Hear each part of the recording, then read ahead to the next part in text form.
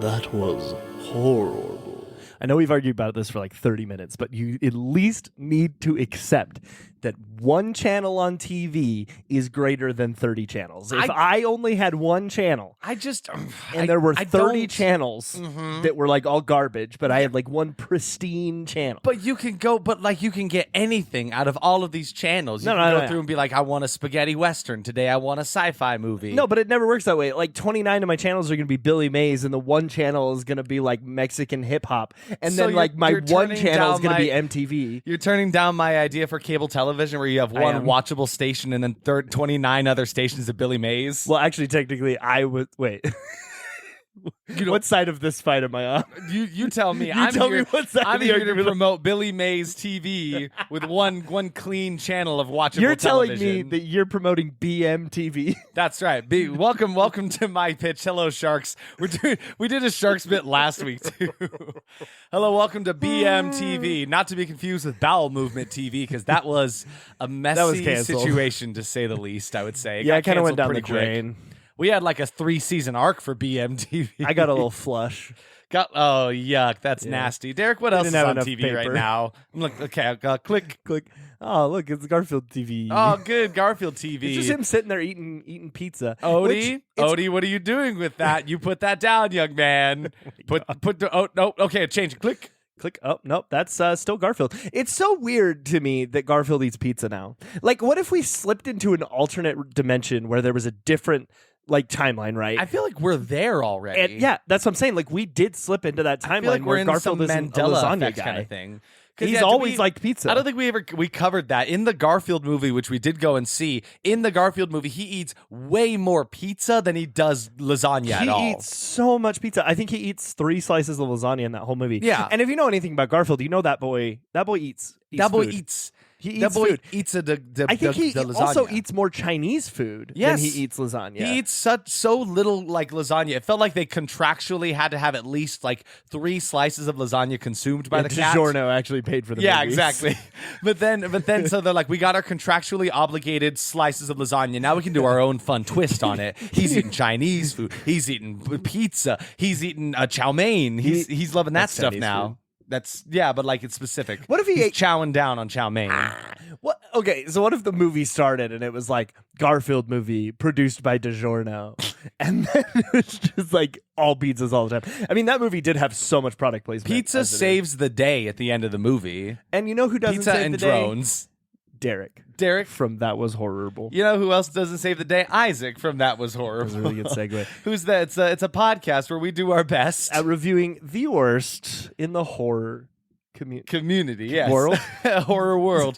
Thank you for tuning into our channel here this week. You were on not BMTV, you were on BMTV. TWH TV. That was horrible television. Here with a breaking news report. We're here to tell you the latest and greatest. Maybe not the latest. We're going back in time. We sometimes talk about the latest. Go back in time with me. You know, welcome to 1986. 1986. The 80s are vibing. We're popping. Maxine is here, and she's doing her stuff.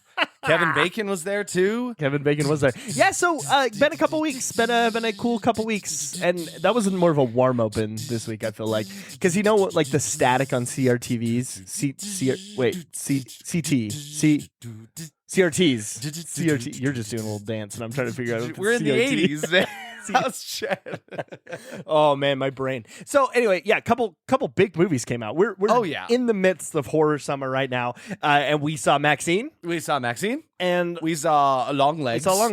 And let's talk about that real quick. So Maxine for me, kind of a huge disappointment. Not gonna lie, guys, fellas. The internet is abuzz about Maxine, and it almost makes me feel guilty that everyone is like hyping up this movie to no end and loving on it. I didn't think it was terrible. It wasn't bad. It just like kind of was a letdown as far as like a finale to this like big trilogy that has been built up for a while. I read a thing that kind of made me look at it in a different light, where Ty West was kind of going at it as a B movie, and like people were giving it a pass for being that. And I'm like, well, if you mess up your script and you kind of ruin your main character, and just calling it a B movie doesn't like give you a pass. No, yeah, it doesn't. Especially if doesn't it's fix the end of a things. trilogy. Yeah, it's like those. We have a lot of movies like on this podcast where the director's like, "Oh, of course it was supposed to be bad. Like it's funny, of course. Yeah, like of course. that was the point of this whole from the start. That's what we were supposed. That's what I meant. Of course. Exactly, but that's the same situation here. But yeah, so It feels that way for sure. Maxine, as a character, Maxine Minks, her name is plastered onto the cover for this movie, and she felt like a side character. She was barely in this movie. She felt like the vehicle that we took to get to like the plot points of this movie, not necessarily the main character, not the driver of the car. Ironically, because she's driving a car that says Maxine on the license plate. You know who did drive this movie though? Yeah, dude. Goddamn Kevin Bacon. Kevin Bacon, man. Wow. He served up a nice American breakfast with Kevin's bacon. Wow. And it was that's so good. Sizzling bacon on Really, that griddle though. there. Ooh, I was yummy. really impressed with his performance. You know who I else was not a impressed with? bacon guy beforehand, and now I kind of have You gonna go changed watch my Footloose? tune. Yeah, You now I'm gonna gonna go watch Footloose. You know who else? You tell them who else. I'm gonna go watch Footloose real fast. Okay.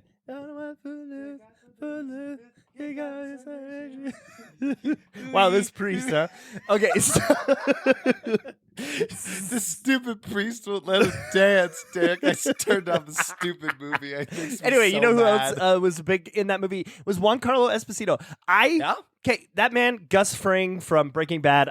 Everything I've seen him in since, he has been the exact same character until Maxine. I have was not really seen him impressed. in a lot of stuff. You've seen him in a lot more than me, Yeah. but all I know of him is the same thing. Like he seems to keep getting the same roles, playing the same character. He does it well, but it's all the same. But it's the exact same character. In this movie, he's like kind of playing this like a little kind of gay guy. Like he was like like I liked it. No, it worked so well for me. This is how you open this. You're like, he's playing a really different character. This time he's like a little gay, just like a little gay guy. Well, I mean, he wasn't even like that was not like an important thing. I don't know how else to describe him. No, I suppose you're right. He usually plays a bit more of like a machismo man kind of style. This one he was a little more like in touch with his feminine side. Yeah. And He he's had a like softness to him. maybe it was the wig. was a Honestly, it caretaker. might have been the wig. He had hair, more that hair was doing this it time. for me. But like he was kind of funny. He was a really big driving force in the plot of the movie, surprisingly. Like deep which, down, there's a if little you bit can. of sleaze bag to him, but he takes care of our main character here. And also, I do want to say nothing against Mia Goth's performance in this movie. yeah, as she's Maxine. great. She did great. It was just like her character was not written incredibly well for her. Like No. there wasn't a lot she could do for it. I don't feel like her character was written in a sense. Yeah. Like it was like they really just were like, okay, we made this movie. Now let's have Mia Goth step in every few minutes and step on some guy somewhere. But yeah, so Maxine No was spoilers. a little bit of a letdown there for the both of us, I think. Not apparently the rest of the internet. Everybody's talking about it like I crazy. feel like, I don't know. At least I thought we were on the same internet, but like I think it's kind of hit or miss for a lot of people. Like I feel like if you loved Pearl, then you didn't really care for Maxine very much. That's but if fair. you It didn't does like feel the like it first two peaked movies, with then you Pearl. do kind of like it. I don't know. For me, it's definitely Pearl X and then Maxine. Yeah, especially that's probably- rewatching the two of them before Yeah, because we went. caught up before watching it. But Long Legs. Long Legs. We're hot off the trails of that one. We saw that Dude. one like 2 nights Dude. ago. Yeah, and Oh man, that is it's wow. It is. Where to even begin? It's tough. I feel like there's a lot of the internet that's divided on it, saying like it's not a horror movie. It's more of a psychological thriller, and like horror is not just in its jump scares and man. scary monsters and like big things like that. There is so much more. There is like slow burn horror that is so much more to it. Yeah. And I think that's the problem. People with like the attention spans that are not built for slow burn horror movies, they don't see it. Like they don't understand what makes this. Right. But it like. And I tell Derek about this. I'm like, do you feel like that was more of a psychological thriller? No. No, absolutely not. That definitely was And the that's- opening sequence. Dude, the opening sequence of that movie made me piss my pants. Not literally, but like maybe. It was the type of horror that makes you feel scared. You were worried. Like, yeah, maybe on the surface of the movie it is a psychological thriller, but it's a psychological horror experience. Like, it Absolutely. scared me. Like it really scared me. Now, from the opening sequence, it sets this tone of dread and it sets your skin on fire. Yeah, we were talking absolutely. about this as we were leaving the movie. I'm like, I felt like you mentioned, you're like, my skin was like itchy the whole Yeah, time. yeah. I didn't trust anything, any shot in the background, something could have happened, any loud noise would have yeah. caused me to jump. Like I was on edge the whole time, and it was so much fun. it was so good in that way. Now, like, was it the scariest movie of all time?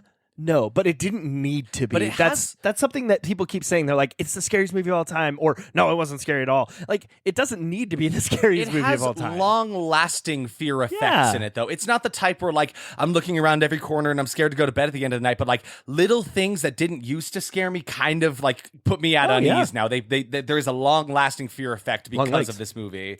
And, I mean, you can't not talk about this movie without talking about Nicolas Cage, because I wish there was a way. I wish there was a way we could delete his name from this movie, because saying it's Nicolas Cage ruins it. Had I not known that Nicolas Cage was in this movie, I would not have known who this character was, who this actor was playing this character. Some of that has to do with his makeup and prosthetic. He's got a bit of prosthetics but like going on. Also the way he like presents himself. I was just Jeremy Johns just did a review on the movie, and he talked about how this turns the meme Nicolas Cage into actual scary Nicolas Cage. That is such a good and it's point such an accurate description. Nicolas Cage has become such a funny, memeable guy who still does have a lot of respect as an actor, but like he's kind of funny when he does a lot of things. You're like, oh, haha. But they take that, like Jeremy Johns said, he'd take this funny, memeable thing and made it terrifying. Yeah. And I love that idea. You know, Nicolas Cage is like mainstream camp. Yes. Have you ever thought about it that way? No, really though. I just like came to me. I was like, I have so much respect for Nicolas Cage as an actor, just because he is never chasing the bag for money or anything like that. He only takes on projects that are weird and that he wants to do. Yeah. And like Rain or Shine, they come out and like I respect him for making like unique, very original, very risk-taking movies. Like I am so down for all that kind of stuff. But yeah, his performance in this movie, as well as literally every single actor in this movie, they're at the top of their game. Oh man, there are so many good. Micah Monroe's performance. Yeah. America's Elden Ring. Is Elden Ring. Micah Monroe in this one, yes, she's just a so force good. to be reckoned with. You know, she's done a couple of different horror movies. Like what I know her most from is obviously from It Follows, which is getting a sequel called They Follow. And Micah Monroe herself says that the script is looking pretty kick-ass for that one. I mean, the first one was scary. Honestly, I'm excited for it. It Follows is a great movie. You should check that one out for sure. But there are a lot, there is not one actor in this movie that does a bad job. And there are some actors that come through and have one scene and that is it. Like for instance, this one actress, Kiernan Shipka, plays a character in a mental hospital, and she I found this out. She delivered that monologue in one take. You know what's hilarious? One take wonder. I know her. I like that actress. I am just now realizing she was in like the Chilling Tales of Sabrina, like that. No, like, she played the Sabrina witch. She played the daughter Netflix show. John Hamm's character, Dawn Draper in Mad Men. That's hilarious. And I hated her in that. And then she grew up. And, you know, the funniest thing is I did not realize that was her. It was her. How did I not realize that was her? She had like a short familiar and stuff, but she has one scene, one monologue, delivered it in one take, and she was great. Killed it, just crushed it. She was fantastic. Some fantastic performances in like this FBI hunting down the serial killer, psychological thriller, horror, very fun stuff. So it's interesting to me. I found this out while we were like on our way to see the movie, basically. Oz Perkins, the son of Anthony Perkins, Psycho fame. He's the one who did Long Legs. And I found out he also made a movie called The Black Coat's Daughter, which was an A24 horror film. I have seen that movie, and I did not care for it. I did not realize they were the same, but I actually kind of want to go back and revisit it. I was going to say, would you go back to it now and check it out? Because I think part of the reason I didn't like it is I watched it on my laptop while I was cooking a meal. Mm-hmm. And something I've learned about the medium that you experience film, right? Oh, it changes things. I wonder how much of this movie would have been more effective had I watched it on the big screen or just uninterrupted, right? Well, it's just like last year how we talked about Cobweb, right? I watched that like in my room, sitting down, like focusing on that alone, and you watched it like in the break room of your work, right? I did. So our movie experiences were very drastically different because of the ways we had watched the movie, right? Yeah. So anyway, that's probably enough about Long. Yeah, so that's Long Legs. I gave it a glowing. I wrote like my longest letterbox literally review it was like ever. a book. It was a novel. It was art. He definitely went off about this movie. It doesn't have really anything to do with Psycho, but there were things about Psycho I felt inspired that movie. But also like Seven and Silence of the Lambs, but also like some religious stuff, and it hit on every level for me. And Long Legs was just very it lived up to the hype. Maybe go see it without looking anything up, though. Yes. Yeah. Because I think that was like a huge benefit for Go me. in as blind as possible and like don't let the hype scare you. That is something Oh, that yeah. I've talked about on this podcast a lot, where I go in, this movie's been hyped up to no end and it can never live up to this crazy hype that it's got. Don't get daunted by that. Don't get too focused in on that. Take it for what it is, and it is a really, really effective, very good movie. Yeah, it is. But let's What did we do travel this back week? in time. 1986. Oh, is this your 1986 music again? I'm riding on a skateboard, going down. I got vapor waves, and I'm heading downtown. This is fun. Did you make that up? Yeah, just barely. We're in the 80s. I was trying to type Terrorvision, which I don't know why I would try to type Why that would you word. type terror? But I accidentally typed terror wave because you were talking about vapor waves. Vapor waves. Vapor terror wave. How come That's it's the sequel. year 2024 and we don't have like cool ass hoverboards like they did in Back to the Future 2? Right? It's so sad. I'm mad. I need more because we're Did too you- focused on stupid things. Did We need to put all of our efforts into making a hoverboard. I think so. Did you see the thing they announced about the 2034 Olympics in Utah? No. How they're planning on having air taxis? What? Like floating taxis through downtown What? Salt Lake? What? That's the plan. Well, There's that's a crazy. proposition. But also, no, I don't know. I might take that back. I kind of miss when we would look towards the future as like this cool, hyper futuristic, like utopian society. Like it's kind of sad that has become more of a sad dream that we're like, oh, that could never happen. Yeah. Because back in the 80s and stuff, that's all we could think about, right? We got flying cars and time machines, Big and like computers. food that you can take in pills. Ooh, look at that! I just had a put hamburger. I put a little pill in the microwave and it turned into a freaking burger, full pizza. Hacking into your mom. Why'd you hack into my mom? She's Make her say she loves me. I'm sorry that line of code does not exist. Does not That's compute. weird. I can't. Does not love. She does not. She does not love. kidding. Love son. Love Mom, son. There's no way in hell you're listening to this, but if you are, I'm so sorry. But so you mentioned a funny word. Should we talk about Terrorvision? Oh yeah, I was just gonna say that I looked it up, and there is a company called 47G. They have launched a project called Project Alta in Utah. It is the Air Logistics Transportation Alliance. Wow. And in 10 years, they are projected to have a air taxi service. That's going through just Utah. so wild to imagine. But like, think about the fact that we're going to have, if those exist, we're going to have some flying air taxis, but then like cars on wheels still. Yeah, man. We're going to feel like cavemen. I'm gonna feel like a freaking idiot. Oh, like God. all of the guys up top, they're like, look at that guy. You imagine like kids are going to get bullied in school. Like, yeah, I bet your family drives cars with wheels on them. You're not an Alta like us. An Alta instead of It's Alpha. Alta versus Beta.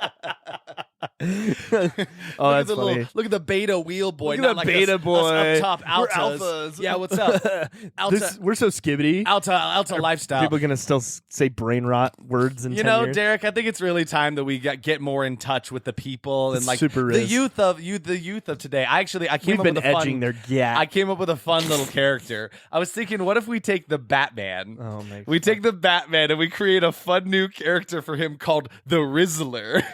And he comes in and he's like, "Rizzle me this, Batman."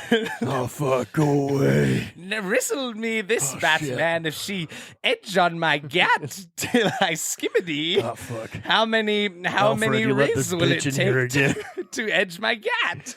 Quick, show him a picture of a mortgage payment. He'll die. I don't know enough about this stupid lingo to say anything more about it. I just assume it's very like Gen Z garbage. I mean, okay, Brain listen, rot. it's funny. I laugh when I see the word skibbity toilet. The I whole giggle. world will be rizzled Oh, with shit. brain rot, Batman. There he is. Show him his monthly. I don't know. Show him he has to go get a prostate exam. Whoa! I like it. Oh God! Wait! He's not 50 yet. He doesn't have to get that. Alfred, I was wrong. Oh my God, what is happening? I don't know, How but did I'm doing a terrible Batman. How Okay, did we get on this? We watched a movie. That's yeah. the point of all of this. We've gone far too long not mentioning this. well, I mean, we said the word Terrorvision. We watched Terrorvision From 1986. 1986, written and directed by Ted Nicolau. Written and directed by I'm trying to do like a real like soundboard, but like we're the soundboard. That's actually pretty dope. I mean, we've been doing that the whole podcast. Yeah, exactly. We've never not done that. You're right. No, so yes, this week we watched Terrorvision from 1986. This was my choice for the movie. I sure picked was. it because I thought it had some really fun-looking practical effects. You know Sure me, did. I'm a sucker for that kind of You stuff. just like any movie that wasn't made in the year 2000.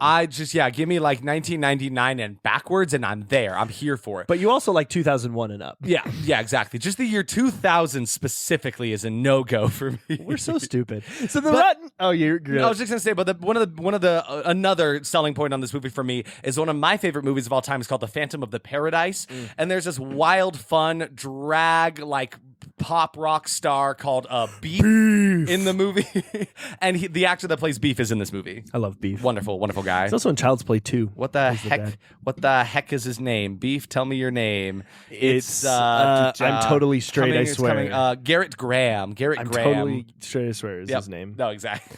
So tell me something about this movie. The Rotten Tomatoes reviews for this one were sitting at 10% from the critics and 44% for the audience. A little, like, That's not a pretty big split. not a giant gap, but like enough No, that like the audience seemed to enjoy it 34%. a bit more. That's yeah. that's not nothing. That's math. The math is mathing. Letterboxd is sitting at a 3.1, which actually really high for Honestly, our movies. Out of a 5, yeah. And then IMDb is sitting at a 5.5, which also, usually we live in like the 3 to 4.5 So range. that's- So that's that's pretty higher good. for I sure. could not find a budget for this movie, but my assumption is it wasn't a lot, but it also wasn't a little amount. No, because like there were some crazy practical effects that would stupid. definitely take a decent amount of money. We're Yeah. talking like giant fleshy puppets like that. Yeah. That's got to cost some money. Well, for you sure. need someone to make it and like and someone to like Record take it. him on a date, and someone to like reanimate him like Frankenstein style. Give life to this creature so that you don't have to pay an actor to puppeteer the puppet. The puppet can puppeteer itself. Do you know that But then who famous line? puppeteers the puppeteer's puppet? And if you give a puppet a soul. He's gonna want gonna want to come back to life. Some food. Do you remember that famous line from Bride of Frankenstein? Sorry, remind me. What's this line? When Frankenstein's monster takes the bride to the Frankenstein, and he's like, reanimate her. I hardly know her. I'm so sorry. It's a lie. It's a lie? Do you ever wonder how bad your joke is just because you took so long to set it up? It's like everybody's like they're living on a hype. You reach living on a a high. point where you're like, at this point, I have to finish it because it's become such a prolonged thing. But now Yeah. I'm worried it is absolutely not going to live up to it. Fans of the podcast know that that's like my trope.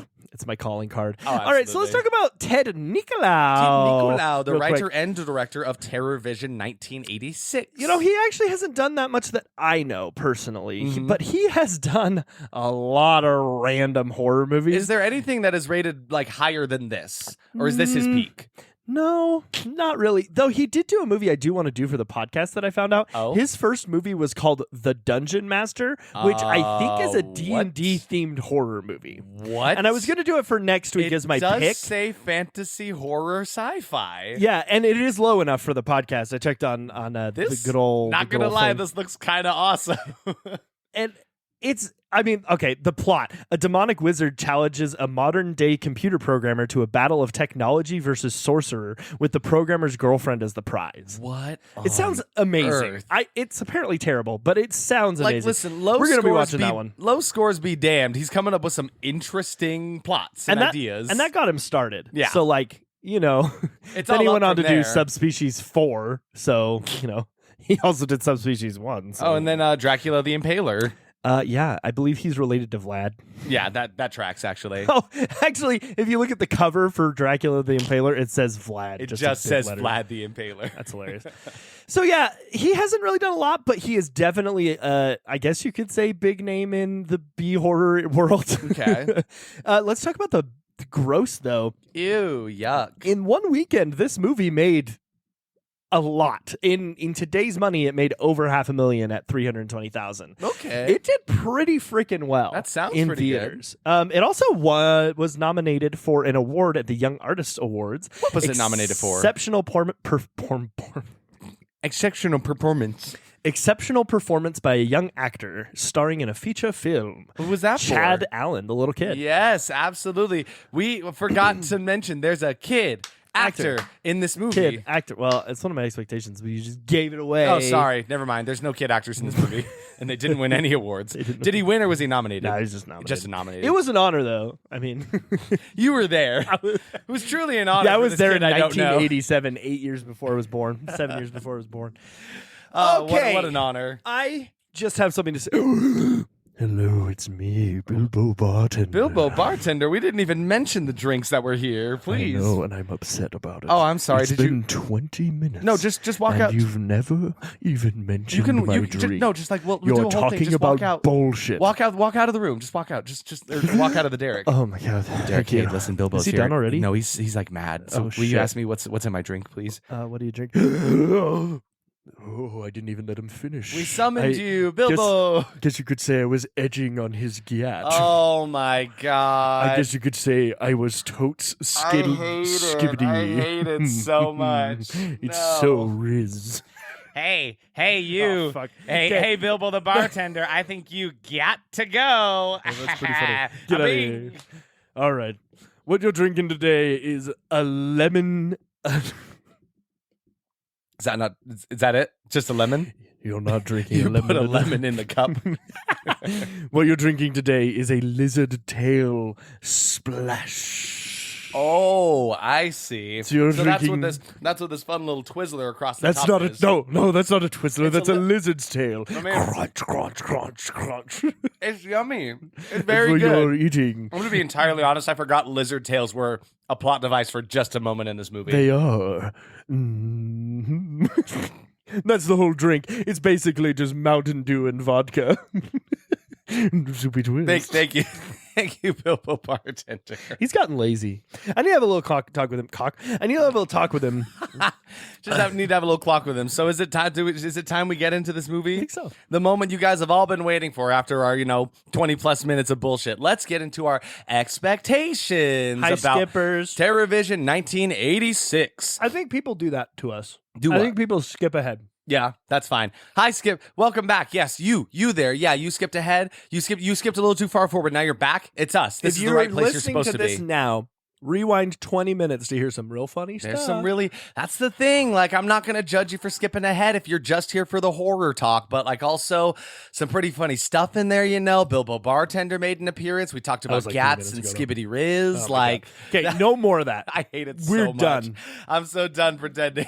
And anyone who it hurts doesn't know me. what that is, live in bliss. Live in bliss. blissful ignorance. We've been cursed with the knowledge. Knowledge is not power. It is a curse. It is drowning us in sorrows.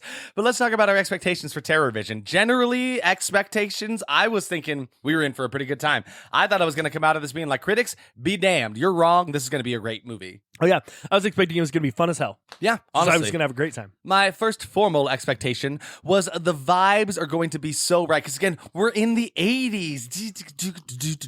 We're in the 80s. And everything about this movie, like the lighting, the sets, the characters, costumes, the effects of it all was looking like it was going to be a perfect, campy 80s raunchy time. And I was here for it. Absolutely.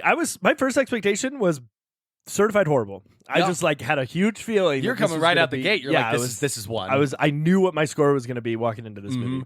For my second one, I said practical effects to die for. Just like, again, that was something that really pulled me into the movie. It's usually what pulls me into most of my choices, if I'm being honest. But the practical effects looked incredible. A lot of cool creatures, fun kills that I could see from the trailer and such. So I was really excited to see what was in store. He's currently rubbing his hands together like an evil I love gremlin. me a good practical effect. Show me the gore and the goop and all of the messiness. What's your name? I'm the practical wizard. I'm practical Prancy. Prancy, the practical effects wizard. Can I just talk to the audience real quick? Go away. One of my favorite bits in the world I'll go over here and rub my hands together some more. when we're trying to come up with something and we just say something 8 times before we settle on what we actually want. You're like, the practical wit, the president wit, What do you mean? It's me, Prancy, the practical wizard. Yeah, you meant that the whole time. Anyway, I love I it. just had something in my throat. I love when Derek does this thing though, where he puts me on the spot. Where it's like, okay, you brought this to our show. Now you have to name him and keep him around. Do it to me too. But yeah, very often you do something stupid. And It's me, Prancy. Practical effects are magic. wait, so like friendship is magic? Exactly. For a little wizard guy? That's really cute. I You like don't that. understand. When I exploded that body double, it brought you closer to your family. So It really BuzzFeed brings you closer to your loved ones, hoping they do not explode one day. BuzzFeed, Buzzsprout, the company we go through to upload our Yes, episodes. thank you, Buzzsprout. They just not sponsored. Well, I mean, they're kind of. I pay them. We sponsor them. The company who we use, right? They just added this new thing where you can go and message us through. I think it's either their website. It should be on Spotify as well. That's insane. If this is your first episode listening to us, please just like shoot us a message and be like, "Hey, this is funny," or "Hey, stop." just explain to me like what's going on. Like, who is this character? Yeah. Am I missing too much of the lore? Do I got to go back and watch the old episodes? We talk about this a lot where we're like, we have too much continuity in our characters because you got to be able to just click on an episode and listen. I know. Do you ever do that though? Are you the type that'll just like pick a random episode of a podcast? Yeah. I can't do that. I just do. start straight from ep 1. I mean, it depends on the kind of podcast. Yeah, that's fair. But like for the most part, like if it's like a true crime podcast or like a horror something podcast, I'm always just like, oh, that looks interesting, and click on it. And at least on those ones, they don't have wacky characters like practical effects wizards that Yeah. are talking about true crime. I mean, actually, I have listened to some podcasts with practical effects wizards. I'm pretty sure there's something like that in last podcast on the left. Anyway, okay. It was too real for me. I did not enjoy it. Too practical. Too practical. That guy died. I saw a dead guy. I've seen life in all of its mysteries. It's weird when we start doing the same voice for the same character because then I feel like we just get lost. Who's who? Who's who? Who's doing the voice? Who's doing the voice? Is it Derek? Is it Derek? Is it Isaac? Is it Isaac? Who's got the next expectation? Derek? This movie is going to be the epitome of Cap. Camp. Of Cap. No Cap. No cap. No, we said we were going to stop. We're hip. We're in it. No. We're not hip. We sit I here have and a watch, broken we hip. sit on the couch and I'm watch getting movie. hip replacements. I can't be hip. I'm not. Yeah, but no, seriously, this movie is going to be the epitome of camp. Was my expectation. Just because I saw freaking Beef and I was like, yeah, Beef.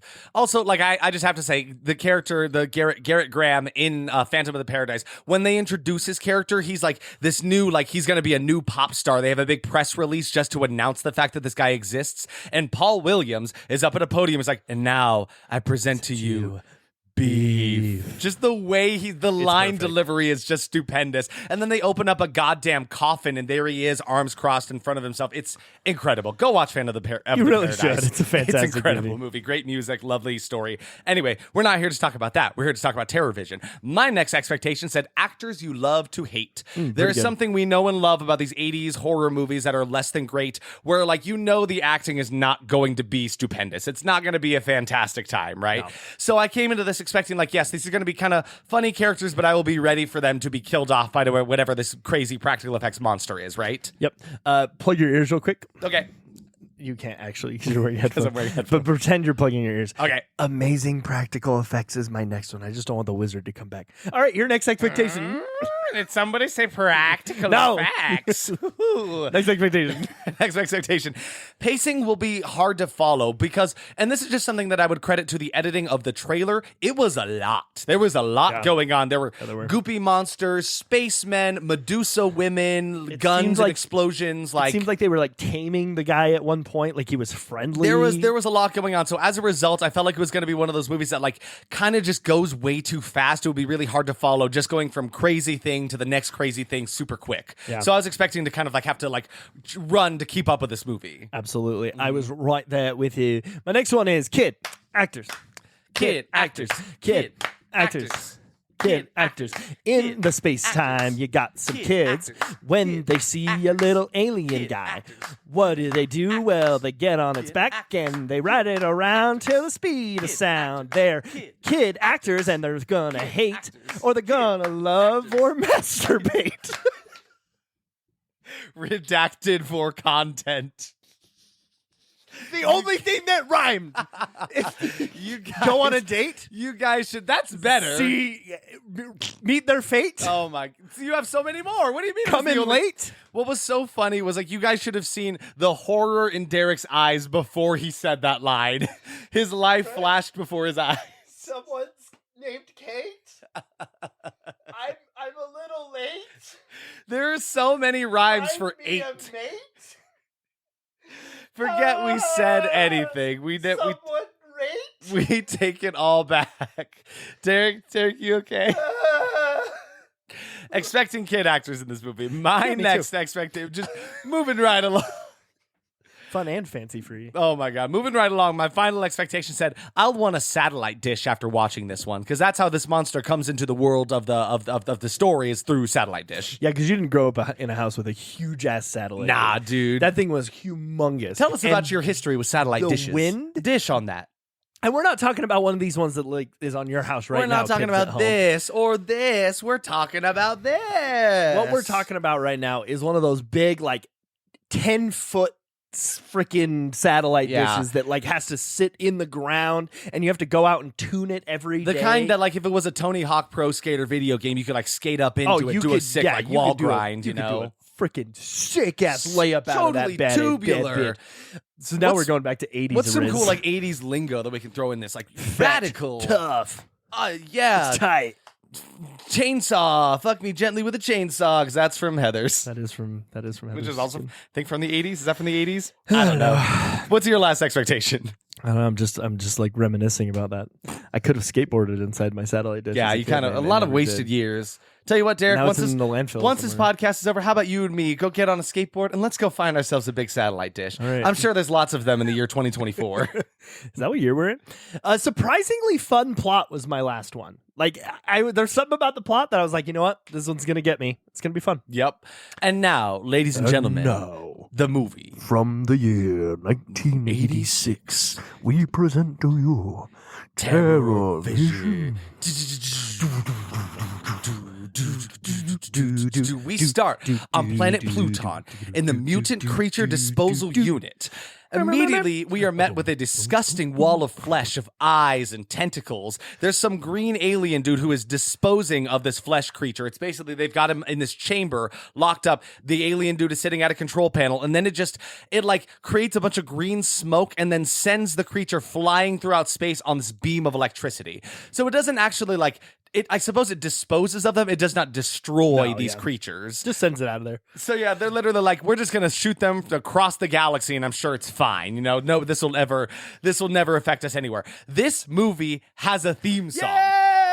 How long has it been since we've had a movie with a kick-ass theme song? Again, props to the 80s. This is something they did a lot in this time, where they came up with some fun, really catchy theme song to a horror movie that would never amount to anything, but it's so iconic. And I don't know campy. how much is trivia talking anything about this. I know not a damn thing about Okay, that. so Richard Bland wrote the score for this movie, but several songs, including the theme song, were actually the Los Angeles art rock band from the 80s called the Fibonaccis. They were kind of trying to be like an Oingo Boingo thing. They really were trying to hit the like punk pop art rock It's in a the Terrorvision. 80s. Basically. They were actually really big on this. The Fibonacci boingo. Nice. The Fibonaccis were really trying to take off by putting their songs in movies. Like that was their grand plan. They were like, we're going to write music and we're going to put it into movies. That's how, probably looking at like Weird Science and stuff like that, right? They were like, okay, we're going to put movies. Iconic theme song. Right. Goodness. Love that. So they also did it in 1982's Android, 1987's Slam Dance, and 1987's Valet Girl. I know none of those movies. Me neither. And but I would watch them just because the music in this movie kicked ass, and the soundtrack or the theme song especially. Yeah, well, I mean, the whole soundtrack was great. Richard Bland did a great job. It's unfortunate though because it really did ultimately completely fail. Yeah, like the soundtrack completely flopped. But yeah, go check out the theme song to Terrorvision, because it does definitely kick ass. Yeah. So now we're home on Earth with our main family, and they're all such wacky, zany characters. Like each of them are very unique, distinct. Like they had set out specific characters for each of them, which I honestly really loved. I liked it Everyone too. has such insane like costumes and wild personalities. But so our main guy Stan, that's the one Garrett Graham plays from Phantom of the Paradise. He is attempting to install a new satellite dish on his own just in their backyard. It is massive. It is gigantic. The size of this, it's the 8th wonder of the world's largest satellite dish. But so yeah, we meet the dad, Stan. We meet the mom, Raquel. It's not Rachel, it's Raquel. And she's kind of like a sultry, like kind of MILF character who does yoga in the living room. 2024. Oh, sorry. What's the PC term for MILF? Attractive mother. Attractive mother, respectable mother of 2, a single mom who works 2 jobs. No. No, she is definitely not single. No. So we meet the 2 of them. There is also their children. There is Susie, the daughter, and then the son's name is Sherman. And then also Grandpa. There's a grandfather character who is such a wild dude. Dude, I love him. He's like this retired war veteran who's got like a bunch of like small airplanes and helicopters like glued all over his costume. They had so much fun with the costume. It was his costume specifically was nuts. It was super insane. But so Stan is attempting to install this new satellite dish, and that lightning bolt that we saw from space before we saw the theme song, well, it hits their new satellite dish. It's like hits it and this big spectacle of sparks and explosion, but it makes it work. So like, because Stan was struggling to get the satellite to work at all, but now it's functioning. It's like, okay, cool.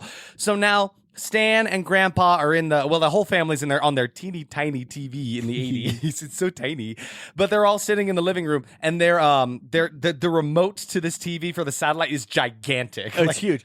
It's like a control panel on a spaceship. Yeah, exactly. Like it's almost big enough that you could probably put a strap around your neck in order to hold it up in front of you. Yeah. Like that's the kind of big thing. Come we're to talking find about. out, it controls his entire house, but I can do that with my voice now. So Yeah, take exactly. that 80s. So take that 80s, Garrett Graham, goodness, Terrorvision, get on our level, 1986. No, I'm just kidding. 80s had the vibes. That's one thing. I've been talking with a couple of people who were alive in the 80s, and all of them are of the belief that they're like, everything you hear about the 80s is so right.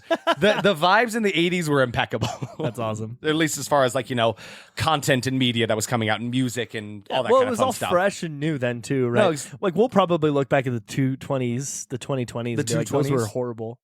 And think, what a time. I Wow, wish that we was were bad. in the 80s. Anyway, so Stan and Grandpa are fighting over this giant remote. As they're fighting over it, pushing a bunch of buttons, it causes the satellite unit to explode. And then the TV starts shooting out like colorful sparks of electricity just, Holy like, all over the tomato. place. Sorry, what was that? Holy tomato. Now, how many times did they say that in the movie? Holy tomato. It's like, it's almost as if Garrett Graham wanted his character Stan to have a catchphrase, and he just kept saying that. Yeah. Yeah, that's it. But nothing really comes of that. Like the TV explodes for a second, and then it kind of goes back to your regularly scheduled programming. So now the daughter Susie brings her boyfriend named OD into this house, As in OD. like O period, like D period. overdose. Like I don't understand what OD is supposed to Definitely stand was for. overdose because he's dressed like a rocker. He's this cool gonna like rock overdose. metalhead. He's like, yeah, I love music. And, who is that? Yeah. This is the craziest thing this is the craziest curveball this movie could have thrown at me. You guys ever heard of a movie that goes by the name of Napoleon Dynamite? You ever heard of that movie? No, I haven't. Yeah, it's kind of like an underground indie movie not a lot of people have really heard of. The character of Uncle Rico. Uncle goddamn Rico. I forgot that he probably was an actor before and after. Oh yeah, he's Napoleon actually a Dynamite. big actor, arguably one of the biggest actors from In the Napoleon movie. Dynamite.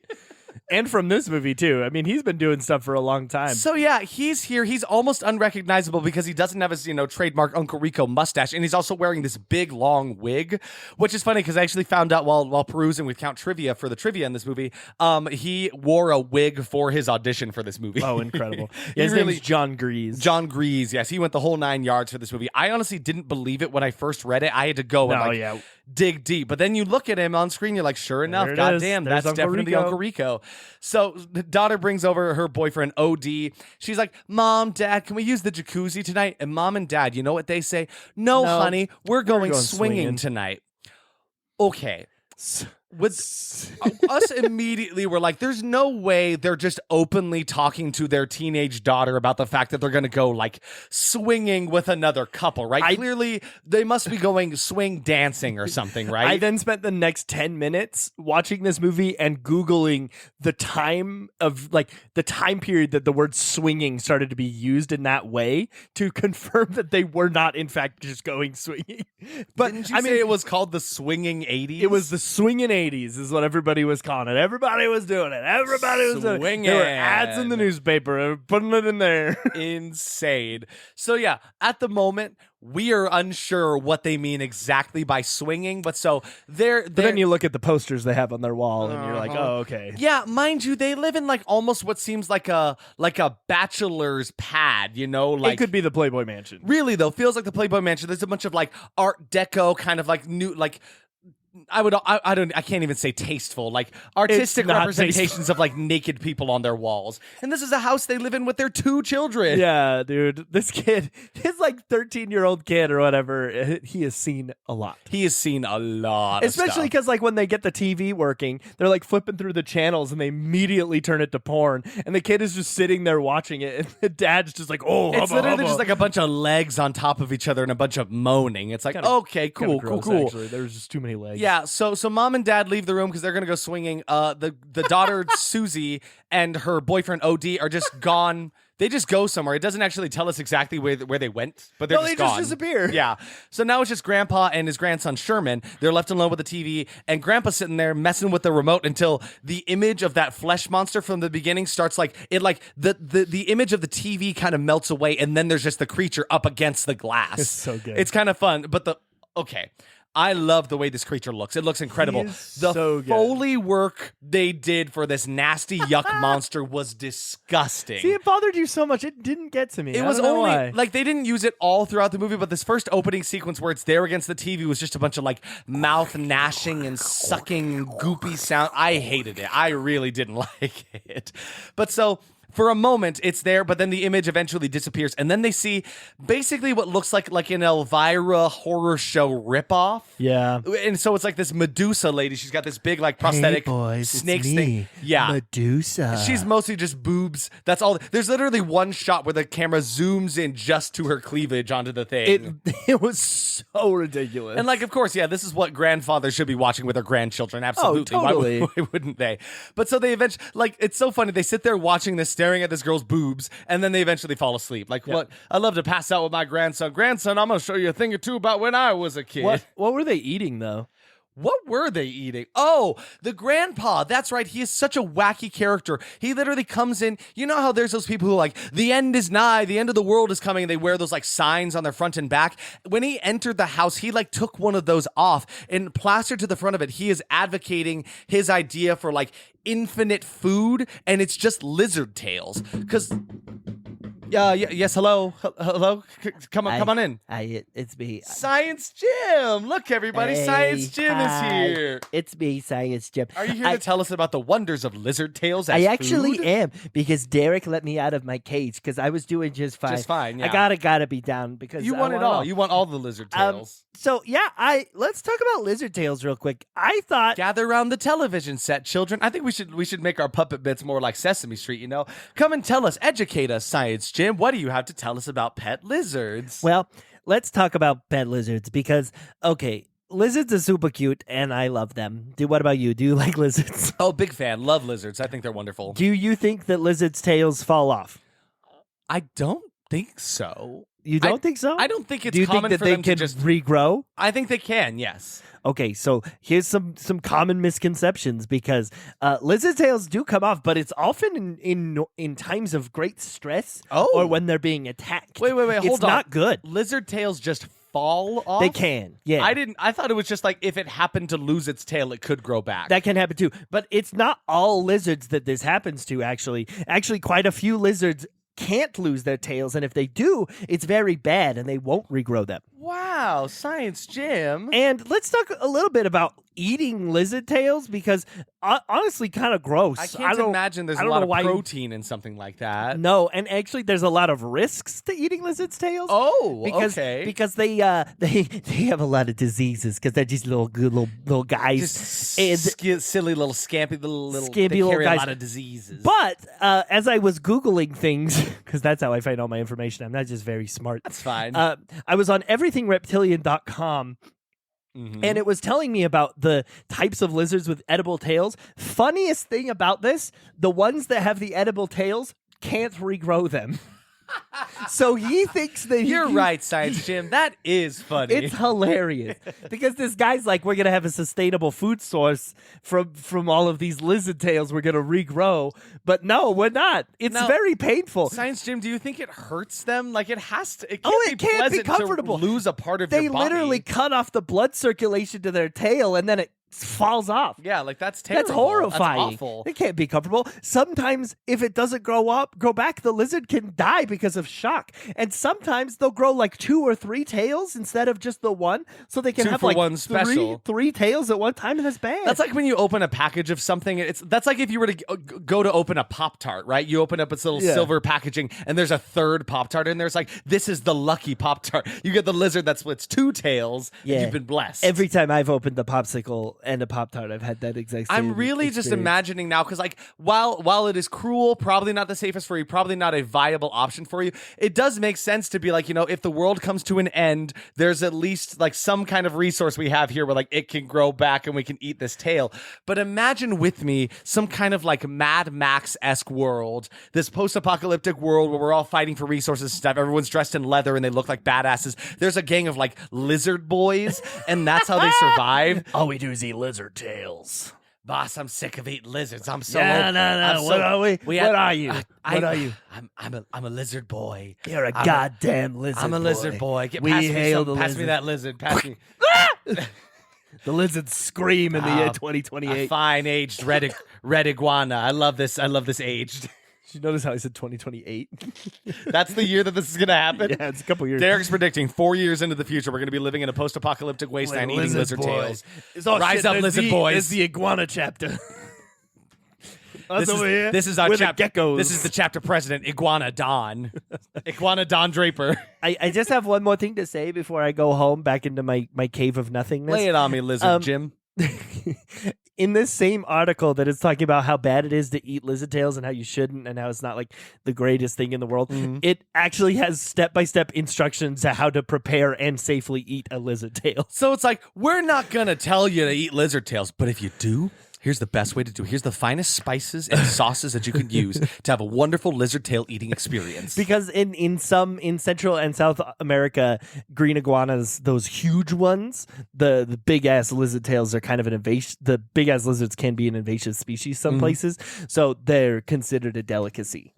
That tracks, actually. I bet that. Do you think they taste? How do you think they taste? They say, and I quote from Everything Reptilian.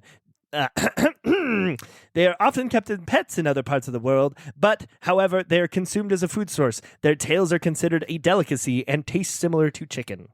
I feel like that's... And with that, I say adieu.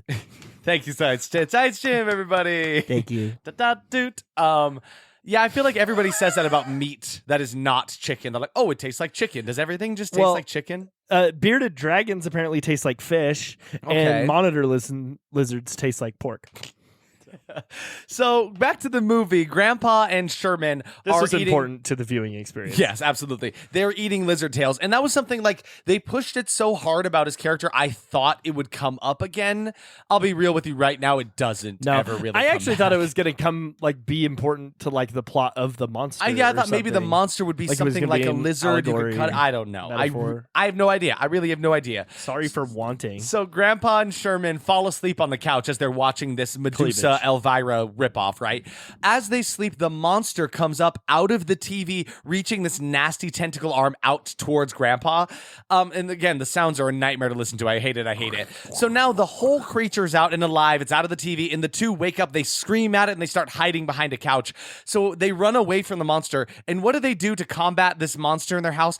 Well, inside of the house, not even outside of the house, inside of the house, there's this big like fucking vault door that looks like it's on like a submarine or a boat or something. There's a whole bunker inside of this Freaking house, huge bunker, just man. full of artillery and bunk beds and foods for the apocalypse. Like clearly Grandpa's just kind of like, doomsday prepper. Yeah. And he has an entire bunker just inside of this house, like some fallout shelter, right? Meanwhile, Norton, their TV repair guy, came back to take a look at the busted satellite. So he's here. Keep him in mind. Grandpa and Sherman start to scout out around the house with their guns. He literally gave Full-ass his grandson assault rifle. a whole ass gun. But the monster is back in the TV now. So as Norton is going to fix the dish, he gets attacked by the flesh monster because they just have TVs up all over the place. Literally, Norton is outside of the house in the backyard trying to like fix up the TV. He's got a little itty bitty, like the size of a toaster. He has a TV out next to him. And from inside of the TV comes the monster that then attacks him. We don't see him die. He dies off He screen. just gets yonked. But then it goes back into the house and shit, it kills Grandpa. Immediately. The practical effects wizard was very happy with this one. He puts its pincers from this like claw hand into his brain, squishing it, making him leak out this green goop from the It's like sides he was of his head. draining him like a Yes, straw. it completely collapses him like a Capri Sun or Yeah, something, yeah, right? yeah, Like yeah. absolutely, like, and it just slurps him right up. I started calling this creature Fleshy just because they've never given it a name, and I just thought it was kind of a cute, I fun. like Fleshy. I think he's cute. He's a little fleshy guy. So Fleshy then takes the goop that has now been made of Grandpa and just starts slurping him up. It's like when a fly uses its acid to dissolve its food and then slurps up that. That's kind of what it did, and then it just zips right back into the TV. like a Poké Ball. But the practical effects were wonderful. I loved the practical effects in this one. It's like the practical effects wizard was standing behind the TV and said, "Fleshy, I choose you." Kaloo Kalay, now the Fleshy will play. Turn him into soup, and then he will gloop, gloop, gloop. All right, Fleshy, use brain suck. Fleshy was Fleshy's. What did you say? Gloop soup. What was your? Use gloop soup. Gloop soup was very effective. It was very effective, super effective. Grandpa has fainted And he did the little into forever.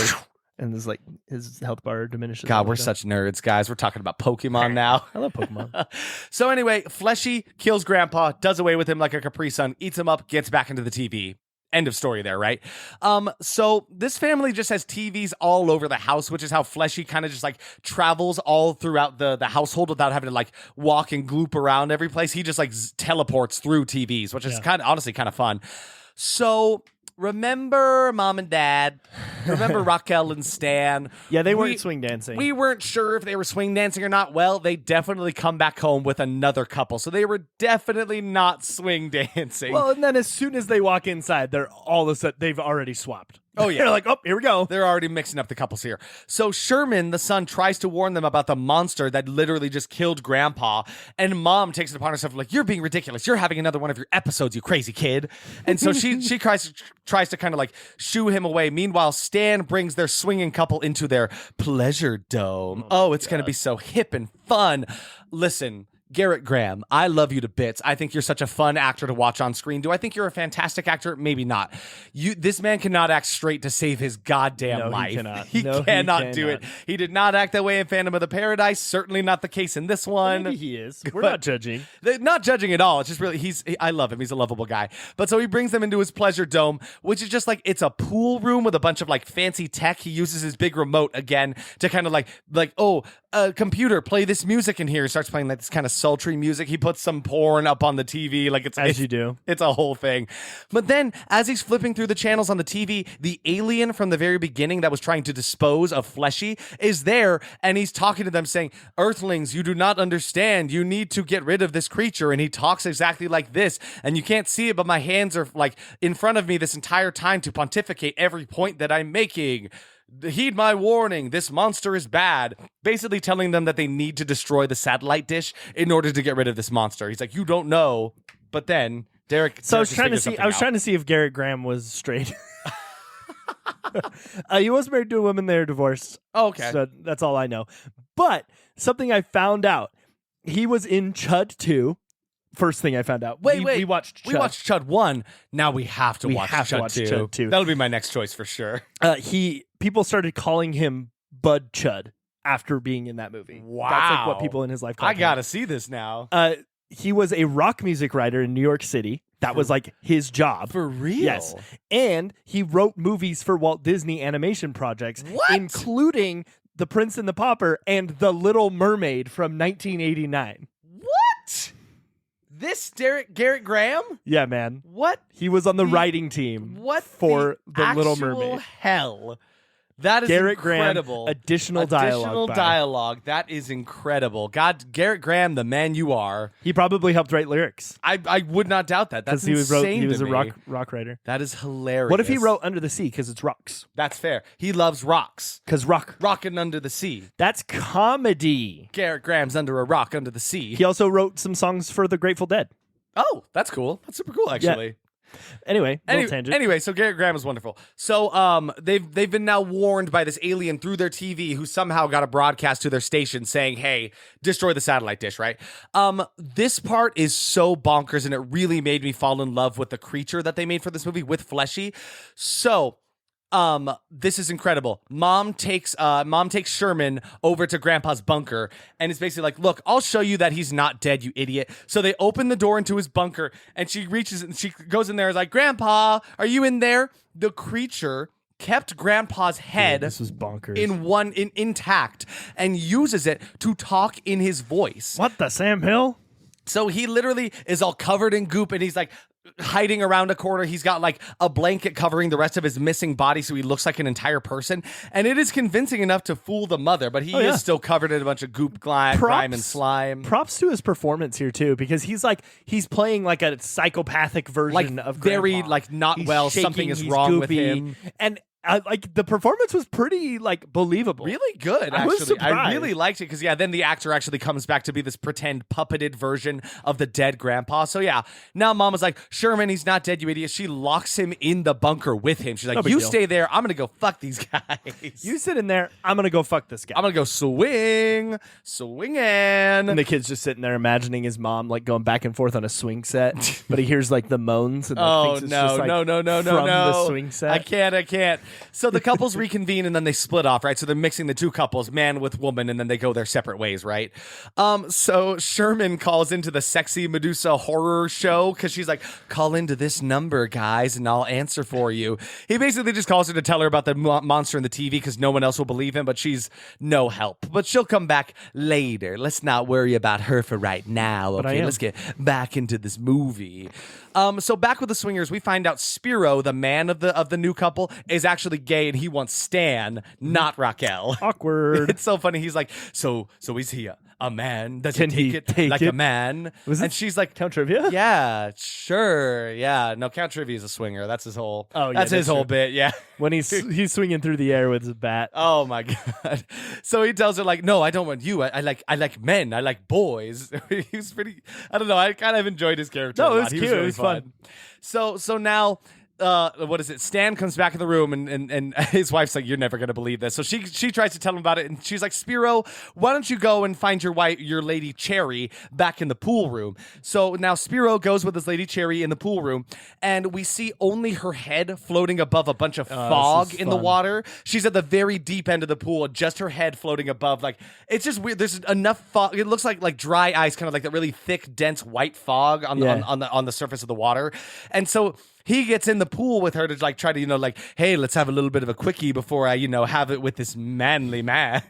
Which, okay, we don't need to get into this. He's just like, we got like 2 minutes. Let's quickly do it ourselves. Yes. And then it's like, It's a whole I don't thing. understand. The Maybe I logistics just are don't wild. understand. He gets Maybe in I the- don't want to understand. He gets in the pool and it's full of like this viscous liquid and he's immediately like, oh, must be some kind of like sex lubricant or something. But like, can you imagine swimming in an entire pool of lube? That sounds horrible. Oh, it's me. I was. So, no, personally- you did not get in here and talk about. Well, you don't even serve your purpose anymore. You just come in here for the horny bits. Horsey bits. Oh my God, kill me. Goodbye. So he swims towards her, and then as he gets to her at the end of the pool, the giant jaws of Fleshy, the creature, gobble him up. What a movie. It was incredible. Just these two giant, big tooth, fleshy halves of a mouth just chomp him up and then pull him under the water. He's dead. Cherry was dead the whole time. It So was good. hilarious. I loved Awesome. it so much. This whole scene was great. It was wonderful. So now Stan and Raquel, mom and dad, go to the pool and they find the couple, but they are super dead. There's just a big bloody mess in the whole place. And then they find the fleshy monster just chilling in the middle of the pool. Then it stands up to its full height to attack them. And then mom and dad get got. They just die. They die. There was not really any hope for them. That's one thing I like about this movie is it really, like, as soon as the grandpa died, I just didn't trust it. I was like, okay, it just started killing people. anybody could die now. You would imagine they were like kind of main characters. They would probably survive a bit further into the movie. We're probably only halfway through at this point. Yeah. And then, mom and dad, dead, done. Which more is Capri crazy Suns. to me that it's only halfway. I was feeling this way a lot during this movie where it was like, okay, well, let's get into a resolution. And Nope. it keeps going. So now Sherman blows his way out of the bunker because, again, there's a bunch of artillery and firepower in there. So he finds a way to blow up the door to the bunker. He gets out right as Susie and her boyfriend, OD, Uncle Rico, get back to the house from wherever they Just were. like a 5-minute drive. Yeah, to it let didn't their really parents tell go us. Swing. They just needed to get rid of them for some reason because if they were there, it probably would have made things a bit more complicated, I guess. So Sherman tries to warn them about the monster again, but they're not having any of it. They go look throughout the house, so they find no monster.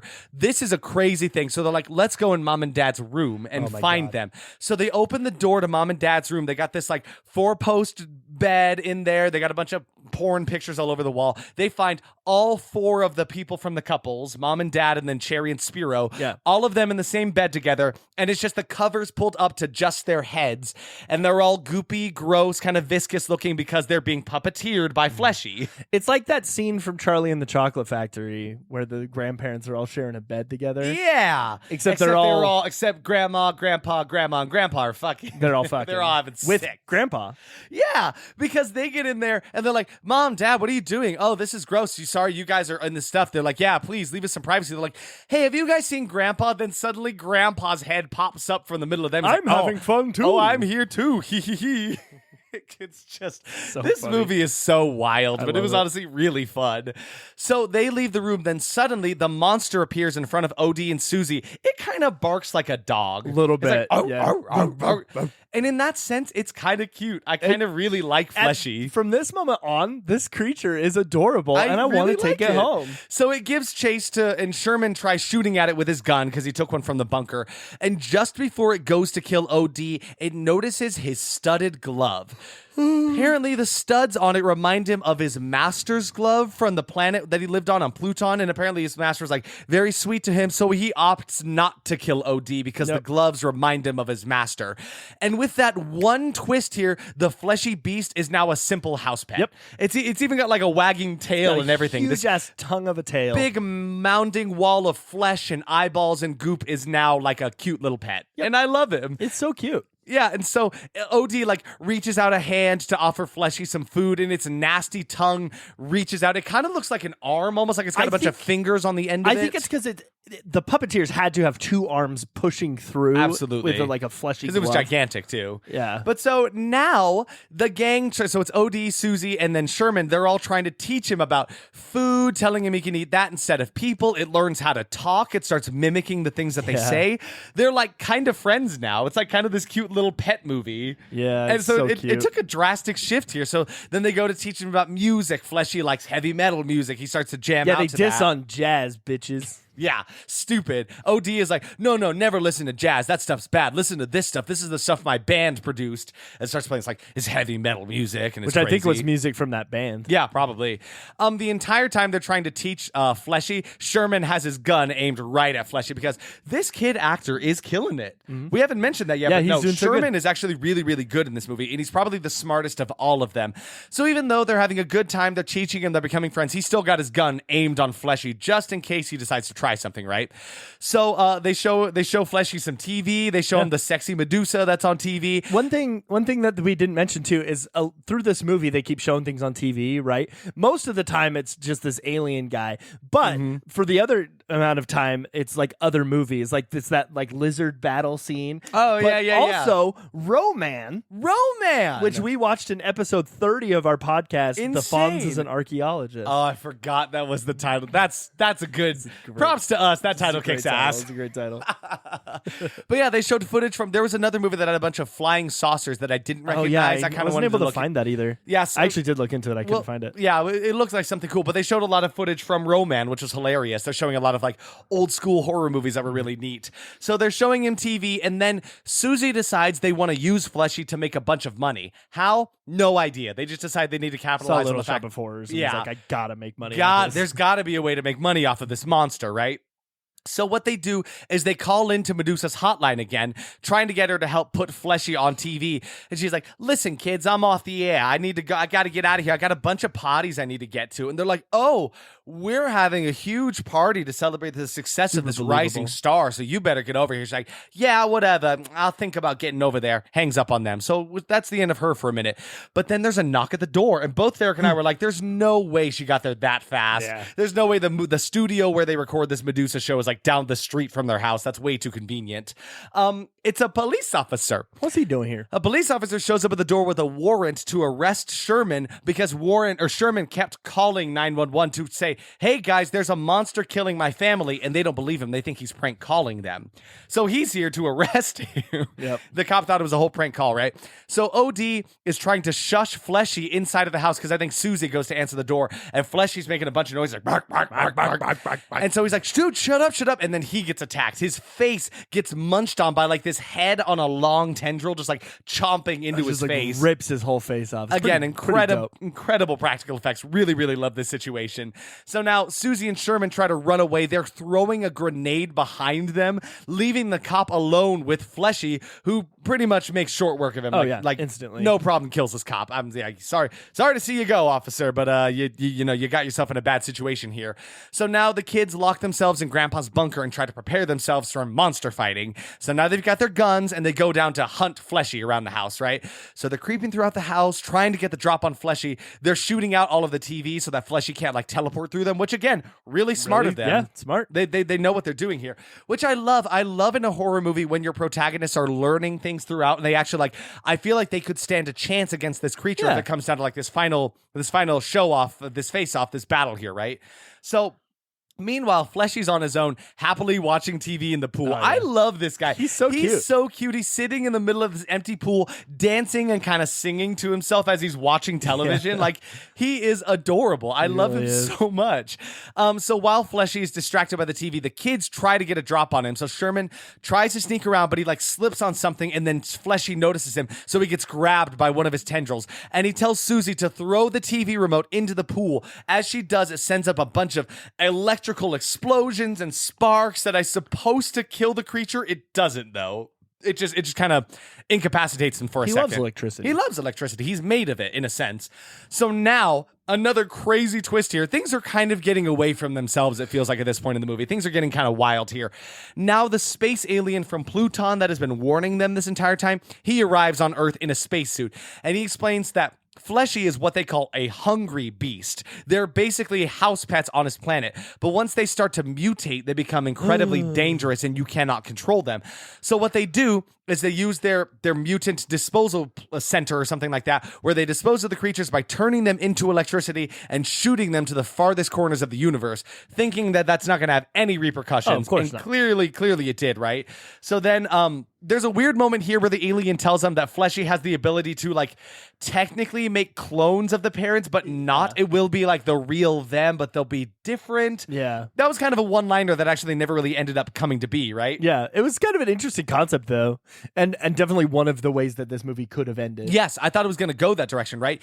Instead, Medusa shows up at the house. I guess like her parties were not cool enough for her. She shows up here and walks in. She's like, "Wow, these people are party animals. Look at these. Look at this place. They're trashing the house because obviously they've been fighting a monster this entire time. The house is in like pretty bad shape at this point."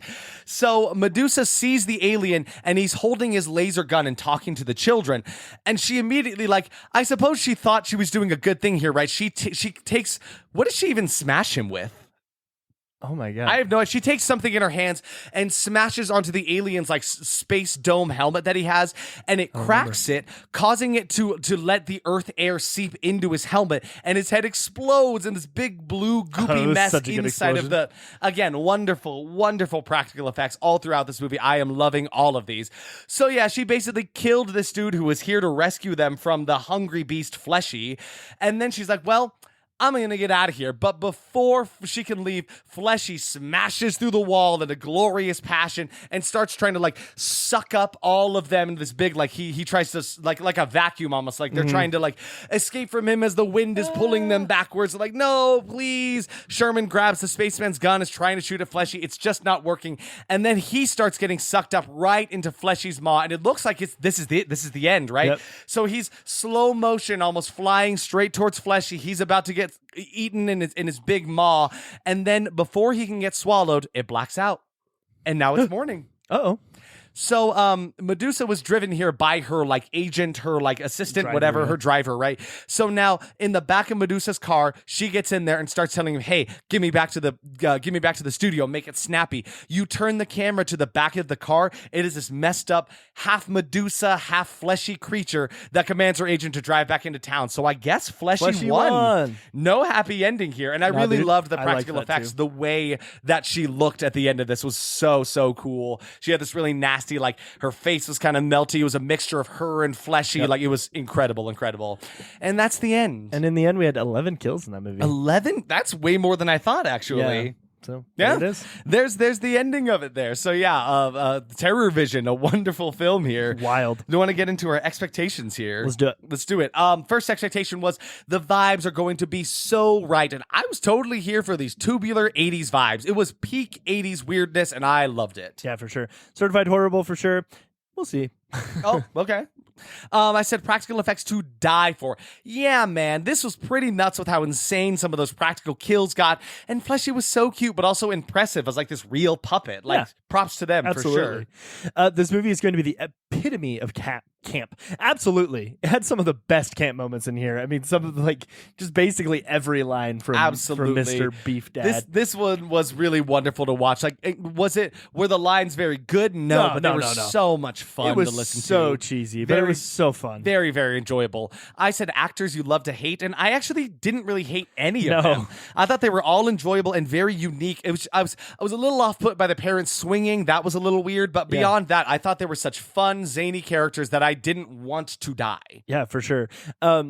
Amazing effects. Oh yeah, the goop, the corpses, the creature himself. It was just all so good. Wonderful. Practical effects wizard is having a heyday here. Pacing will be hard to follow, jumping from crazy thing to crazy thing. And the pacing actually wasn't much of an issue. There were just a few moments where things kind of slowed down a bit. And this is another movie that may have been better off as a short or even just like an hour long instead of like the hour and a half it ended up being agree at. with that. But yeah, so the pacing, it just felt like it kind of got a little lost there towards the end. Kid actors, you know, the kid was actually one of the strongest actors in the movie. He kind of led the movie too. I would argue that he was like the main character, The smartest one that really like And he got really us from pushed it. plot point to plot point. Yeah. Absolutely. And he did a great job. He was very funny. Hilarious. And my final one said, I will want a satellite dish after watching this. And I mean, if aliens from Pluton are just going to be throwing around flesh monsters willy-nilly, then sign me up, like 100%. Absolutely. Shall we cover? You have your last one. You have your last one. A surprisingly fun plot. I liked the alien, and I liked the ending. The kids taking care of it was a fun twist. It winning at the end was also really great. Love Being that. like the plot was wild, but it was like a really fun way. Totally. So surprises for me, as expected. The effects were incredible. Prancy, the practical effects wizard, is it gives the golden star. He's prancing. I give you the golden star of practical effects. You've done it. You won. I'm excited for this to never happen again. Put it up on your tree. It's me, Prancy. No, I have to say his name have to so he sticks around. say it 3 times. Prancy. There it is. So they were incredible. Something I love about the use of practical effects is it forces directors and their teams to get really creative creative with how they pull things off. And I say the more creativity, the better. But the effects are really what pulled me into this movie, so I can't say it wasn't much of a surprise, but they were just, top of the line. I really, really loved them. Another surprise was I didn't hate the actors. Typically, these 80s horror flicks are held up almost entirely by the scary monsters and the effects that come with it, leaving us with some lackluster characters and actors that we just want to see die. But I actually enjoyed all of these characters. They were really fun. I was not expecting the whole bit about it being basically a space dog from planet Pluton, but that was a fun ride. I kind of enjoyed it. It was a weird twist for them to take. Like, it seemed like, okay, now we're going to do away with the fact that we're scared of this monster. Now let's try to figure out a way to domesticate it, make it make money for us. And that was quickly done away with. It was kind of weird there. But I love an unhappy ending where like the quote unquote bad guys win. Like, that was super fun to be like, yeah, no, they lost. The alien guy died. Medusa screwed the pooch. And then, the kids lose and Medusa becomes some kind of hybrid monster. Yeah. And then who knows what happens after that. I love an unhappy open-ended ending. Was super fun. And then my final surprise was just, I was surprised by how much fun this movie was, but also how lackluster it could have been at the same time. Like, it just felt like it didn't know where to go once most of the cast was killed off and ended a little abruptly. Yeah. Though I did love the ending, though. It just kind of felt like it reached a point where it's like, we have a lot of places that could go. Where are we going to go with it, For So sure. those are my surprises. For me, basically the same ones as you. I was crazy to me that it ended with the creature winning because I don't feel like that really happened that often. No, yeah. In like earlier horror movies. And it's like a lazy thing, too, that happens. They find some super convenient, easy way to do away with this creature. Yeah. And I like that it didn't. I think that there's a lot of movies that would have benefited from this kind of an ending, like The Brain. Yeah. I feel like if The Brain had ended with him winning, it would have been a more enjoyable Definitely would experience. have been better, that and, for sure. And I prefer, I guess I'm surprised because I prefer this more than if like after the credits, the monster comes back. Yeah. Right, because it doesn't give me that sense of like they won. It's not as satisfying either. Just No, being like, it's not. JK, they didn't actually win. He. The one that always comes to my head is Rawhead Rex. The Yep. way that Rawhead Rex ended with him just like sticking his hand up out of the grave, like that was Yeah. stupid. We don't need that. I mean, the same thing happened. The same thing didn't happen in The Brain because The Brain, it did. Because remember the very ending of The Brain, the car drives away and then it's like 30 seconds of Oh, nothing yeah. and then it jumps at the screen one more time. right. It's just lazy. It doesn't work.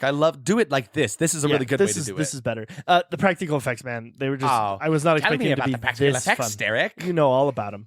I was surprised that I was rooting for the creature and the people the entire time. Like, how do you make this happen? There wasn't anyone in this movie that I was like, you should die. I was just having a great time, and both sides I was rooting for. And then yet another movie where his band is hired to write like half the soundtrack. I don't think this happens enough. Honestly, No. like I love it when this happens. We've watched a few movies now where there's been like a band in the movie, and I really like that. I think it's a fun premise. It's cool. Need more of the stuff. I really miss the days when at least more well-known bands and musicians and stuff made like weird, very specific songs to go in to coincide with movies. I think That's great. I want to say right now there is a song that came out specifically for Twisters that is coming out later really? this year. The marketing for Twisters has been nuts. It's been super fun And- reminiscent of like the 90s and stuff. Like really Yeah. fun marketing is going on. It's cool. super good. I do feel like it happens every once in a while. Like 21 Pilots wrote "Heathens" for Suicide Squad, and Portugal Awful the Man movie, wrote a but- song but for great song. Walking Dead. Like, Oh, right. it does happen, but it doesn't happen in the same way. Like No. they're writing a song that happens to fit into a movie. Exactly, right? I Like, want ones that are specific. Write a Yeah. theme song. like I wanted to show up to Long Legs, and Nine Inch Nails wrote a song Yeah. about long legs. Long legs. Getting really, really long legs. We're gonna do it. Let's write it. We can start that. So those are your surprises? Yep. Is it verdict time? Is it Verdict time for our time. scores here? Me, I said that was horrible. This 80s horror was a delight to watch with impressive kills, fun character, and yes, practical effects to die for. I don't see why it gets so much hate. Like, it was a fun time to watch. There was never a moment where I was left like not being entertained. Like my only complaint was that it seemed to lose itself at a certain point, like a dog chasing its own tail. Like once it reached a certain point, it's like, well, what do I do now? Yeah. I'm a dog and I caught my tail. What do I do about this now, right? So if you see a flesh monster on the other side of your TV, don't change the channel. TV stands for Terrorvision. Yeah, that's funny. That's clever. For me, it was not certified horrible, but that was horrible. It was really close to being certified horrible for me, but it was just like the third act kind of just lost itself a little bit, and it kind of just slowed down. Terrorvision is cute. It's funny. It's campy. I often wonder with these classic horror movies if anyone felt any sort of fear while watching when it came out. Yeah. Because I just wanted to take the goopy little creature home with me. The performances are all fun and enjoyable, and this ends up being a probably unintentionally hilarious film. If you like campy horror and a funny time with your friends, then definitely put this one on the old tube. Just if an alien starts yelling at you from across the screen, listen to what he has to say. Very nice. Like really, like would recommend this one. Certainly not a bad time. Did not regret it whatsoever. Derek, do we have something in store for them next week? Do we have a movie to Are we be gonna watching? trivia? Oh, we gonna have trivia. Yeah, I guess so. I kind of just skipped over count trivia. Oh, buddy. He was off swinging. I didn't. I'm sorry. I had to flap in from the other room. I was too busy fapping. You're fired. I Anyway, regret so next week. No, but I do have the trivia. Please, it's here. There's a little bit of lube on it. Is that okay? I hope you can still read it. Just take the card. Gross. Please. Ah, fucking hell. Don't hand them to me. Can't you? Oh God, it's all. I can hardly read it through the. Thanks, Count to be okay. I'm lube. I'm going back in for around 69. Oh, it's episode 68 that we're on. That pun doesn't even work. You God. Make that joke next week. Next week, you can make. Oh God. Okay. Trivia for this week. Director Ted Nicolau and production designer Giovanni Natalucci scouted swingers pads in Los Angeles in order to get ideas for the Putterman household, because that's their last name, by the way, is Putterman. Also, they live on Putterman Lane, which is kind of funny. So okay, no, he didn't scout swingers' houses. He went swinging. Yeah. Hold on. Yeah. Now let's He get. just went on the dime Let's of the get it production right. company. Ted Nicolau and Giovanni Natalucci. Tell They me those went don't sound like swinging. two swingers. They went swinging. These in guys are houses. living that lifestyle for They sure. didn't just knock on a swinger's house and be like, "Hey, can I come in while you fuck and watch your So yes, walls?" it was a wonderful movie. Yes, I was really intrigued by the design, the sets for the swingers pad. You know, can you tell us a bit more about that? Yeah, well, it's me, Ted Nicolau, and we really decided that we wanted to go to He's a white man. We scouted swingers pads, you see, in Los Angeles, and in order to get the ideas for the Putterman household, it was a really, really fun time. Yeah. And I only Giovanni's over saw here like, the no, do not ceilings." tell them about this. Oh no, now I'm Count Trivia. That's Count Trivia's real name. It's Giovanni. Natalucci. Not- He's not a Lucy. my real name is Giovanni Battalucci. Nice. But yeah, so apparently they saw actual swingers pads to get a vibe for what to do for that house. Which, again, you have children here. Why is your house a swingers pad? Anyway, moving on. The movie was pulled from theaters after only 4 days. So that means it made. Then how did it make that much money? 4 glorious performances, But if I it guess. was pulled from theaters, I don't understand those numbers. Who knows? People saw It it. might have gone back into theaters. It could have. Who knows? I saw that from 3 different sources. Apparently, the poster for this movie was designed before the script was written. So makes the script sense. was based off of a poster. The poster's pretty dope. Kind of a fun idea, honestly. I think more movies should try that kind of route, see what can come of that, right? Nice. British rock band Terrorvision took their name from this film. I was listening to them on YouTube today. Are they good? All right. Okay. But yeah, they're a British rock band who came about after this completely ripped the name from this movie. In the prologue, a model of the USS Enterprise can be seen upside down, missing its engines, painted to look like a building on planet Pluton. That's incredible. I love those kinds of things where it's like, we've mentioned this before. There's a what is it? It's a device in Star Wars, I think, that's painted. It's actually just like a razor. Oh, yeah. Used Yeah, for yeah, shaving yeah. that they talk into. But like, I love finding those like fun little workaround ways where you take this thing, you modify it a little bit, now it's space, now it's sci-fi. Yeah, it's so because cool. it doesn't take a lot to do that. And then finally, the film's trailer uses a rearranged version of the theme to Reanimator. Oh. I hardly know. I don't know her. Yeah, and Reanimator, obviously directed by Brian Usna, starring what's his name, Herbert West. Why just gonna can't let you. Jeffrey Combs? Jeffrey it is. Combs, yes, I wonderful couldn't movie. remember either. Yeah, I know you're looking at me like you knew, you son of a bitch. But that is your trivia for this week, Derek. What do we have next week? Take it away. So next week is our 69th episode. Which we are going to be so normal about. I don't know why wouldn't be anything Why we else. would? Yeah, exactly. We have locked High Horse in a steel cage. He is not going to be getting out of here. We are going to be very clean, I don't very. get it. We should just do a thing where that is like our cleanest episode, like not even like no explicit tag on this Okay. episode. Can we do that? Holy shoot. We should do that. You know, I learned about a phrase from this movie, actually, the one we watched today. Oh yeah. So throughout the movie, they say things like "Holy Tomato" and "Sam Hill." Science Jim was going to talk about this, but we didn't have time. what in the Sam Hill comes from like what the hell, but it's people who didn't want to swear, so they use what is called a minced oath. Someone who is too polite to use profanity, so they substitute a similar sounding word. So Okay. that's why you hear your grandma saying dang or fudge or heck or Yeah, monkey so- fighting cork soaker. Sam Hill, huh? Sorry, what was that last one? So anyway, next week maybe Sam we Hill. So no, I think that would actually be hilarious if That'd we be really strive our hardest to not put an explicit tag on next week's episode. I think let's do it. You Shake would- hands? Let's shake hands. Okay, this is real. Why is your hand lubed up? Why? It's still from the trivia cards here. What are we watching next week? So I thought it'd be really funny to find a movie that was named 69 or like had something to do with that number. There are a couple, but nah. Nah. So then I was like, okay, 1969 was Yeah. a year. Why don't we do a movie from 1969? Of course. So I found one called Eye of the Cat, which is 29%. And the reason on Rotten Tomatoes, and the reason this one stood out to me is because it was written by Joseph Stefano, who wrote the screenplay for Psycho. You know, with the one that had Anthony was no. Anthony Perkins. Anthony Perkins, okay, yeah. Anthony Perkins, who then had the son Osgood Perkins, who then did Long Legs. It's all connected. It's Everything's all coming coming around. together. It's 69. It's this movie. We're going to watch it. Can you We're tell me a gonna bit be- about that movie? We're not going to be dirty at all. A man who is afraid of cats plots with his girlfriend to kill his rich invalid aunt, whose house is full of cats. What in No the idea. Sam Hill? What in the Sam Hill? What in the Sam So what we should do Hill? before next week is let's come up with a list of all of the swears we Yes. say and a replacement for those, and let's have different lists. Yes. And every time we're gonna swear, we have to look at our list and do a replace, Let's like go- a find and replace Let's go on to our the sentences. chart. You know, what the flip? What the flip? Gosh.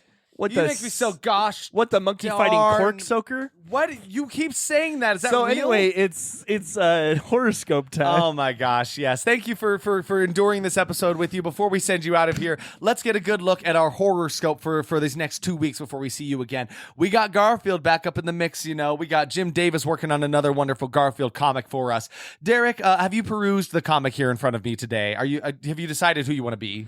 Yeah, I actually think I want to be the birds in the first panel. The birds. You always pick the strangest thing You do to too. pull from this. Okay, no, fine. I'm a big Garfield. Okay, fine. I'm going to be the bowl of food at the very end of You it. always pick the strangest things to be in these episodes. Okay, so to give you a lowdown of this comic, Garfield is trying to talk to John. He's not speaking to his god. Garfield is trying to speak to John in his mind, saying, "Hey, I want food. I'm hungry." And of course, John can't understand him because he doesn't speak his cat tongue. So he's like, "Garfield, you look hungry. Why don't you go get something to eat?" And then Garfield's like, "God, what am I supposed to do? No one's going to get something for me." Walk, and the food bowl is like 6 feet behind him. That's all it is. So, Derek, tell me about Garfield. Sometimes in life, when the one thing that you want more than anything in the world is to be content and be calm and just live your life Live your life. sedimentary. When something rocks. comes along that provides a barrier between bliss, Bliss and a barrier. don't you're throwing me off. Don't stay stagnant. Maybe jump to those things instead of just laying around. Garfield here is like literally killing himself by not just walking across the freaking room to get his food. It's true. But he would rather stay lazy and stay sedimentary. And I personally, Derek, there's been times just like yesterday where I was like, I'm hungry, but I don't want to get off the couch. Well, the calories I would have burned to get the food would have made me have more energy, and I would have felt better the rest of the That's day. true. That's true. So maybe just get off your ass. Get off your ass, Garfield. Sorry, I'm trying to fit in as much swears as I can before next week. Yeah, shit, damn, hell, heck. Heck. Monkey soaker. God, you can't keep saying that word. So this week, I'm the bowl of food here that is like 6 feet behind Garfield. This bowl physically cannot get up and get closer to Garfield. Like, it just has to sit in wants its lane. to. And like, think about that. Just stand in what you have. Don't exert yourself. Don't do the impossible. Stay there and serve your purpose. You are the bowl of food. You provide sustenance for people, and they can come to you. They will do the work there. You are doing exactly what you were within your right to do. Stand there in your truth. Be that bowl of food Garfield be with you on that in that way. So that's our episode. Derek, should we discuss? We are now free men. We have much freer schedules. I was just a part of a show that ran for an entire month and months of rehearsals leading up to that. I was performing every single day. Derek was in a show as well. We are now both out of those shows, and like I don't have anything coming up on the horizon. Derek's got something in a couple weeks, but it's not that demanding. Nah, dude, it's nothing. But so we were talking. We've got some plans in the works for podcasts, for more content for all of you guys, for us to get our goofs and bits out there and stuff. Well, and kind of to bridge the gap between episodes, because I think that we're going to keep this whole every other week for the main That Was Horrible thing, but maybe we're going to start every other week having something else. Yeah, exactly. And that's, we can't promise anything right now. We still have to actually like meet to talk and discuss, but we ourselves have been talking about like, you know, where to go with this now that we actually have a bit more time and we have the freedom to rest and actually put you know, better energy towards things like that, so it's not like burning us out, because that was the problem. That's why we went, you know, bi-weekly in the first place. Like we were just wearing ourselves out. The episodes were starting to show as a result of that. So like now we're back. We can have a bit more energy, and we've got some fun ideas in the works for things that can push out more content for you guys to listen to, and more content that feels fresh. Too, because I mean, like we said, this is episode 68 right now. Like that's insane. That is so much. I know. I was literally writing that down today. I'm like, that's nuts that we have 68 episodes. We will have 68 episodes of this podcast. Like, it's impressive. It feels good. But I want to have more, and I want to like diversify our portfolio a little bit within the horror movie world, right? Like we have a niche, and that's horror movies, and let's live in that. And there's a lot that we can do about that. You know? So on that end, if you have any suggestions, if there's things that you want us to talk about, absolutely, please let us know. Like I know you're out there. I see the numbers. I know people are still listening. We would have stopped if nobody. Well, I don't know if we would have stopped. But like to that note, it's been a couple episodes since I've like thanked all of you who come and listen to this podcast. Like either every week or you pop in every so often. I've got a bunch of friends who are like, oh, I listened to an episode. They don't even tell me which one. I'm like, I don't know where you popped in, what episode it was, you know. But like, thank you so much for supporting this silly little thing that we do here. You can find us on all of our social medias. If you do choose to listen to this, you want to support us in some ways, help boost those numbers, you know, like, rate, and subscribe, as all the cool, fun Riz kids say. If all of you shared it with a friend, then a lot of people would listen. And that's how it works. That's marketing, right? We are on Instagram at that_was_horrible, Twitter at TWH Podcast, Facebook at That Was Horrible Podcast, YouTube at That Was Horrible, and we're on TikTok at That Was Horrible. That Was Horrible. Thank you as always for joining us in all of our horrible hilarity here. It's so fun. We will see you next time, and until then, please, Garfield be with you. And stay spooky. Goodbye.